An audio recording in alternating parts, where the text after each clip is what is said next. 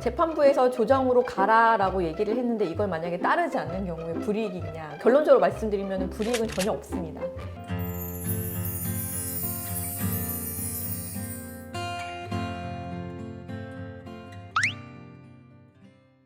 안녕하세요. 안녕하세요.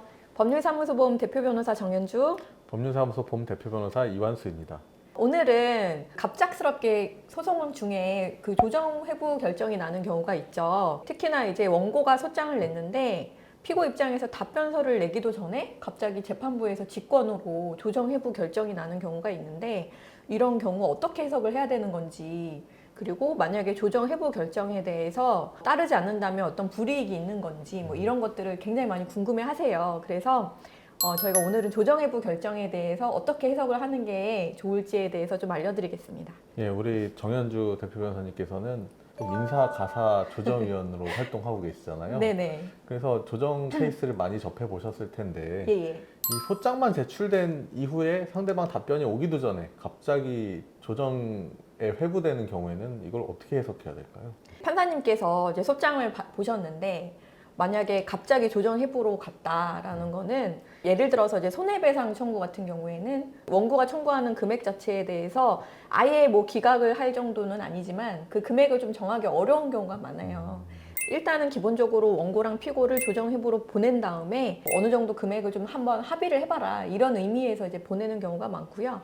그리고 이제 조정 회부 결정을 그런 식으로 내리는 경우에는 원고도 그렇고 피고도 그렇고 갑작스럽잖아요. 그래서 조정이 성립이 되기는 조금 어렵지만 재판부 입장에서는 한 10건을 보냈는데 한 건만 조정이 성립이 되더라도 판결문을 쓰지 않아도 되니까 엄청 좋거든요. 그래가지고 조정 회부 결정을 내리는 그런 경우라고 보시면 됩니다. 그러면 우리가 소장을 보냈고 상대방의 뭐 열심히 쓴 답변서도 왔는데 네. 그 답변서가 도달한 시점에서 갑자기 또 조정 회부가 되는 경우도 있거든요. 이때는 어떻게 해석해야 될까요? 소장이 갔고 그 다음에 이제 답변서까지 갔어요. 그러면 판사님이 봤을 때는 쉽게 말해가지고 원고의 청구를 전부 인정하기는 어려운 거예요. 그렇다고 해서 또 뭐 피고의 청구를 모두 인정을 하기도 어려운 경우에, 그러니까 한 절반 정도만 좀 인정을 하는 경우, 그냥 약간 그런 심증이라고 생각을 하시면 되고, 이제 그런 경우에도 마찬가지로 원고의 청구를 전부 내가 인정하기는 어렵지만 피고랑 합의를 해가지고 한번 조정을 해봐라, 약간 이런 의미라고 보기도 하고요. 그리고 두 번째 같은 경우에는 1심에서 원고가 다 이겼어요. 그랬는데 피고가 항소를 해가지고 이제 2심으로 올라갔는데 갑자기 조정회부 결정이 났을 때는 판사님의 심증은 일단 1심에서 원고가 다 이겼지만 2심에서 갑자기 결과를 뒤집어야 되는 경우에는 아무래도 좀 부담스러운 경우가 있기 때문에 그래서 조정회부 결정을 내리는 경우도 있습니다. 그러면은 이제 지금 같은 일방적인 어떤 조정 회부 외에 당사자들이 어느 한쪽이 조정을 원해서 진행이 되는 경우도 있나요? 일반적으로는 이제 우리가 변론기일을 진행할 때 판사님께서 이거 좀 약간 애매하다라는 생각이 들면은 원고나 피고한테 조정 의사가 있냐라고 물어보는 경우도 있고, 아니면은 원고나 피고 쪽에서 결국에는 자기가 주장하는 게 다 받아들여지지 않을 거라는 생각이 들어서 합의를 시도하기 위해서 조정으로 회부해달라고 요청을 하는 경우도 있어요. 그래서 전자든 후자든 원고나 피고가 조정에 대해서 강력한 어떤 의사를 이제 표명했을 때는 당연히 조정 회부가 될 수 있고요.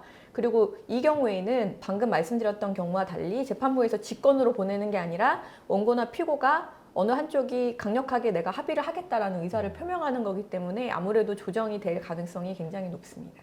만약 그렇다면은 이 조정 절차 회부되었는데 조정이 되지 않은 경우에 저희 쪽에서 그러한 조정 조건을 받아들이지 않거나 혹은 상대방이 이걸 거절했을 경우에 어떤 불이익이 있지는 않을까요?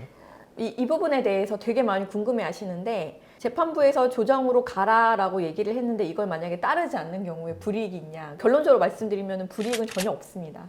조정이라는 거는 판사님이 판결을 내리는 그 과정에서 잠깐 외부로 빠지는 그런 절차라고 생각을 하시면 돼요. 판사님 입장에서는 조정이 돼서 당사자가 합의가 되면 제일 좋고, 만약에 안 된다고 하면은 결론적으로는 판결을 내리게 되기 때문에 뭐 이 과정이 뭔가 어떤 영향을 받아가지고, 예를 들어서 감히 내가 조정 회부를 했는데 너가 그걸 따르지 않아? 뭐 이러면서 약간 뭐 페널티를 준다든지 뭐 이렇진 않고요. 약간 그런 면에서는 하해 권고 결정이랑 조금 다르다고 보시면 됩니다. 조정 절차가 사실은 재판 중에 늘 있을 수 있는 절차다, 이렇게 이해를 하시면 될 것 같습니다. 오늘은 재판 계속 중에 갑자기 조정 회부 결정이 난 경우에 이를 어떻게 해석해야 되는지, 그리고 조정 회부 결정을 따르지 않았을 때 어떤 실질적인 불이익이 있는지에 대해서 알아봤는데요. 저희 영상이 도움이 되셨다면 좋아요, 구독 부탁드리겠습니다. 감사합니다. 감사합니다.